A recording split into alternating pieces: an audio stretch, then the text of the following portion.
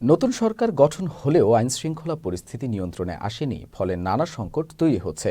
তাই রাজনৈতিক দলগুলোকে বিভিন্ন বিষয়ে ভূমিকা রাখতে হবে বলে মনে করেন গণ অধিকার পরিষদের সভাপতি ভিপি নুরুল হক নূর। শুক্রবার পটুয়াখালীর গলাচিপায় চর কাজল ও চর বিশ্বাস ইউনিয়নের হাজী কেরামত আলী ডিগ্রি কলেজে আয়োজিত গণসংবর্ধনা অনুষ্ঠানে প্রধান অতিথির বক্তব্যে তিনি একথা বলেন। দলের গলাচিপা উপজেলা আহ্বায়ক হাফিজুর রহমানের সভাপতিত্বে অনুষ্ঠানে উপস্থিত ছিলেন কেন্দ্রীয় কমিটির উচ্চতর পরিষদের সদস্য শফিকুল ইসলাম ফাহিম, বরিশাল মহানগর ছাত্র অধিকার পরিষদের সভাপতি আবু নাইম সহ গণ অধিকার পরিষদ ও অঙ্গ সংগঠনের নেতাকর্মীরা।